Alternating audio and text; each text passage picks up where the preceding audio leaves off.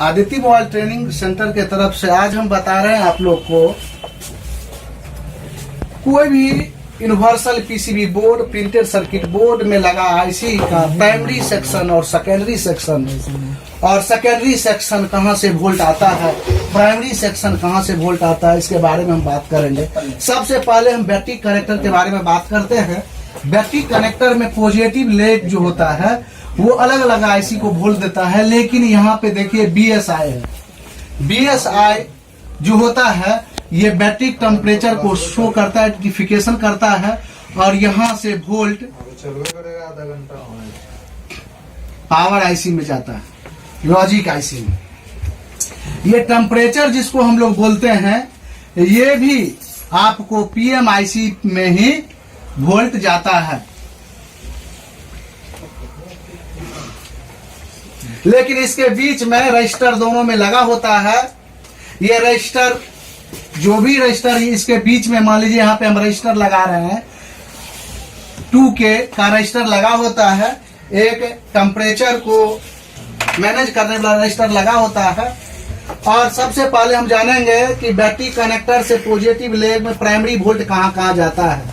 PFO के पास primary volt जाता है, डीसी टू डीसी कन्वर्टर के पास प्राइमरी वोल्ट जाता है, 4G आईसी के बाद प्राइमरी वोल्ट जाता है, लाइट आईसी के पास प्राइमरी वोल्ट जाता है, फ्लैश आईसी के पास प्राइमरी वोल्ट जाता है, और DC to DC converter IC के अंदर charging IC, DC to DC converter IC, boot IC इसमें इनबिल्ड होता है। और सबसे बैटरी कनेक्टर सबसे प्राइमरी वोल्ट यहाँ पे आता है, और उसके बाद सेकेंडरी सेक्शन पीएम आईसी को मिलता है। पीएम आईसी बोलिए, इसको यूएम बोलिए, इसको लॉजिक आईसी बोलिए, और यहीं से सीपीयू को सेकेंडरी वोल्ट, रैम को सेकेंडरी वोल्ट, एक आरटीसी को सेकेंडरी वोल्ट। अब का सेट में जो भी सेकेंडरी वोल्ट आ रहा है, जैसे कि यहाँ आरटीसी लगा हुआ है, अब यहाँ पे लग गया है क्लॉक क्रिस्टल। क्लॉक क्रिस्टल का मतलब समझ रहे हैं? आरटीसी लंबा होता था और क्लॉक क्रिस्टल, क्रिस्टल का बना हुआ वर्गाकार यहाँ पे लगा होता है, चमकीला क्लॉक क्रिस्टल। अब के मोबाइल में क्लॉक क्रिस्टल आता है, ये 1.5 वोल्ट से वर्क करता है। जैसे कि आरएफ आईसी सेकेंडरी वोल्ट से काम करता है, 1 वोल्ट जो होता है 2.5 वोल्ट के लगभग पीएम आईसी से आता है, इसको वर्किंग वोल्ट, और 180 के लगभग सीपीयू से वोल्ट आता है। सीपीयू जो वोल्ट देता है, जो भी सिम हम इसमें लगाएंगे, एयरटेल, एयरसेल, उसका एक सीपीयू के पास आइडेंटिफिकेशन होता है, उसके पास एप्लीकेशन होता है, पीएमपी फाइल होता है, उसको रीड करके 180 वोल्ट डाल करके, एक सिग्नल डाल करके, और आरएफआईसी ऑटो ट्विन करके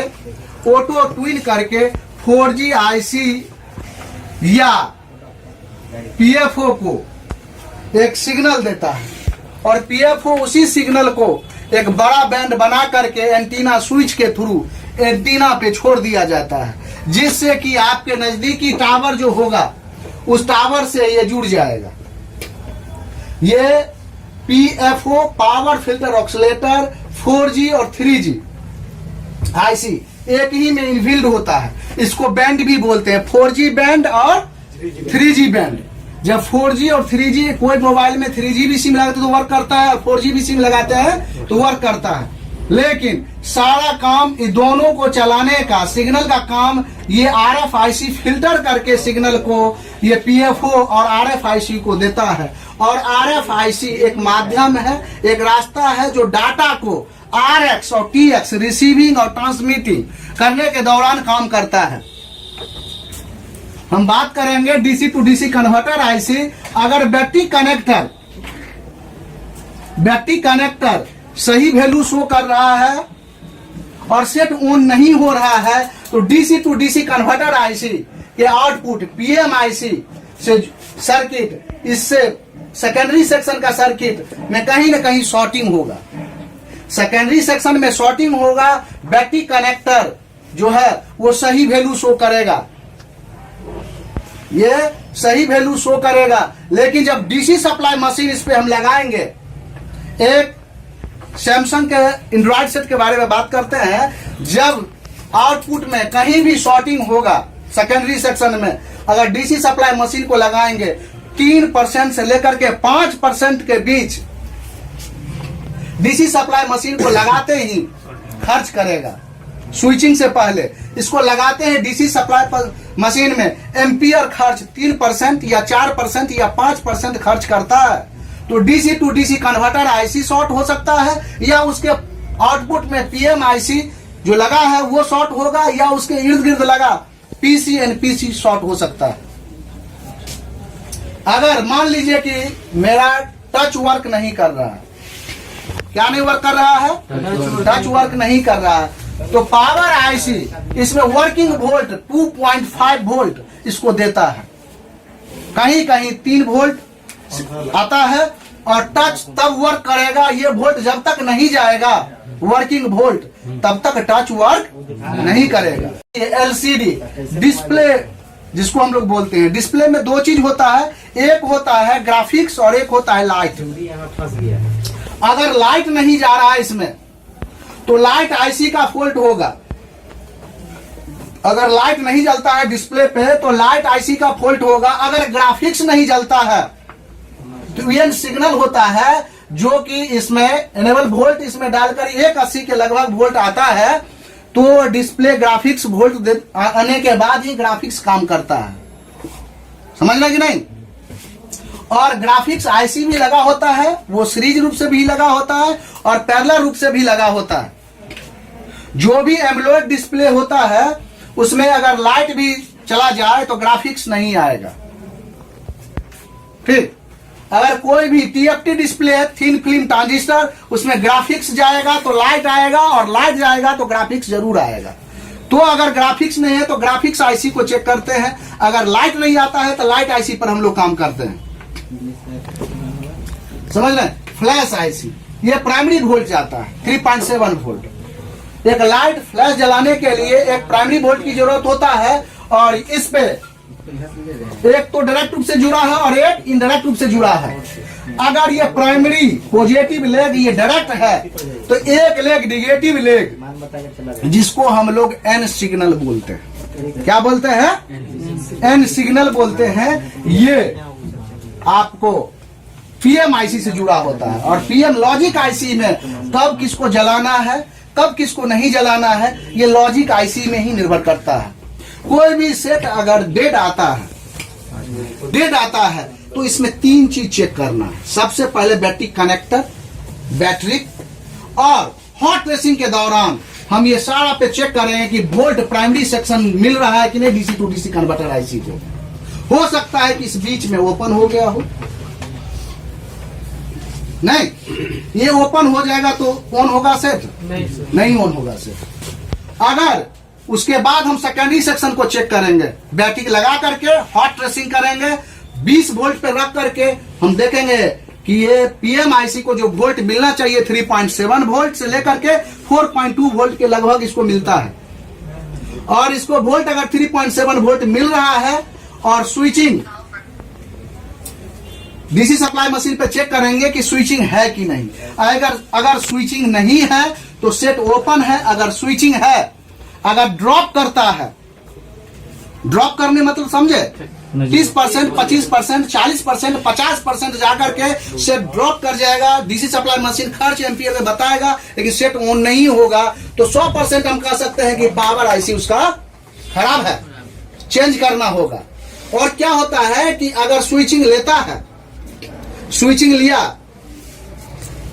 0 से 1, 2, 3, 4, 5, 6, 10, 25 के तक जाया और स्विचिंग छोड़ते ही पुनः 0 हो जाता है, तो इसके आउटपुट में सेकेंडरी सेक्शन में सीपीयू या रैम या आरटीसी क्लॉक क्रिस्टल कहीं ना कहीं ओपन हो सकता है। इसलिए स्विचिंग है लेकिन पुनः 0 हो जाता है। हम देखेंगे कि मान लीजिए कि मेरे पास नेटवर्क सेक्शन का बीमारी है। नेटवर्क सेक्शन में 2 बीमारी होता है, एक होता है इमरजेंसी और दूसरा होता है नो सर्विस।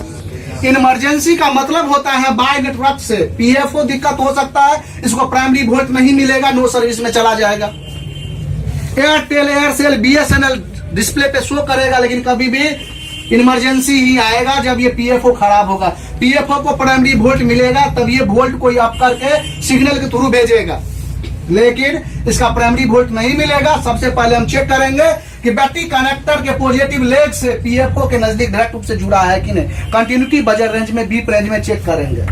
अगर यहां तक बीप नहीं आ रहा है तो यहां से हम जंपर करेंगे, प्रॉब्लम सॉल्व हो जाएगा। दूसरा चीज, by antenna, antenna switch, antenna wire को फिजिकल डैमेज के थ्रू चेक करेंगे।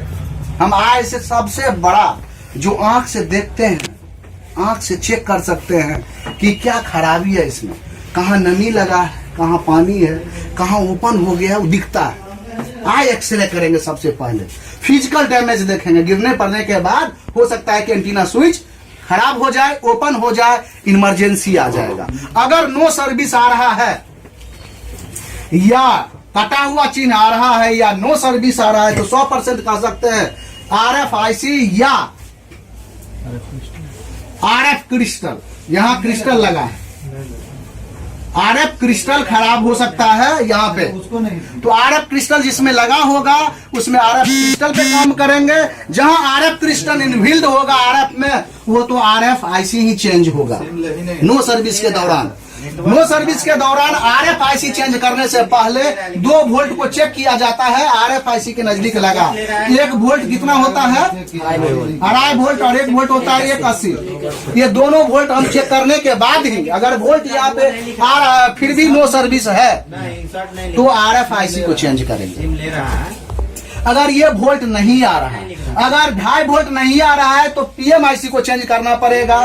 अगर ये 180 नहीं आ रहा है तो CPU को देखेंगे कहां से दिक्कत है। यहां से इसके परिपात में रजिस्टर लगा होगा, वो खराब हो सकता है, नहीं ट्रेस करेंगे 180 वोल्ट। अगर ये दोनों वोल्ट आ रहा है फिर भी आ रहा है नो सर्विस, तब आपका चेंज ये करना होगा RFIC के नजदीक लगा NPC, PC को भी हम लोग चेक करेंगे हमेशा। ठीक, हमेशा कोई भी सेट आवे तो वाटर डैमेज है कि नहीं, फिजिकल डैमेज है कि नहीं, इसके दृष्टिकोण से उसको चेक करना होता है। पहले फर्स्ट नंबर में बैटरी चेक करना होता है और स्टेप बाय स्टेप जिस सेक्शन का खराबी है उस सेक्शन पे पहले ही मालूम होना चाहिए यहाँ प्राइमरी वोल्ट आता है कि सेकेंडरी वोल्ट आता है। वोल्ट आता है तो कितना आता है उसको हम लोग ट्रेस करके ही जानेंगे। जैसे कि हम बात कर रहे हैं कि फॉल्ट, इसमें एक नया फॉल्ट आ रहा है, चार्जिंग फॉल्ट आ रहा है। तो चार्जिंग वोल्ट, इसको जब तक प्राइमरी वोल्ट चार्जिंग का 5.5 वोल्ट इनपुट ना मिले तो ये आउटपुट करेगा कभी? तो सबसे पहले प्राइमरी वोल्ट को चेक करेंगे, लास्ट में सेकेंडरी वोल्ट को चेक किया जाता है। प्राइमरी वोल्ट, इस पे 5.5 वोल्ट इनपुट होता है और यहां से 4.2 वोल्ट सेकेंडरी आईसी को मिलता है, नहीं? तो सबसे पहले हम लोग इनपुट देखेंगे 5.5 वोल्ट है कि नहीं, उसके बाद आउटपुट देखेंगे कि 4.2 वोल्ट अगर नहीं है तो चार्जिंग आईसी खराब है। ये आउटपुट कौन करता है वोल्ट? एक चार्जिंग आईसी करता है, समझ रहे कि नहीं? वैसे कि हम बात करेंगे इधर रैम और सीपीयू के बारे में। रैम का मतलब होता है रैंडम एक्सेस मेमोरी और सीपीयू का मतलब सेंट्रल प्रोसेस यूनिट।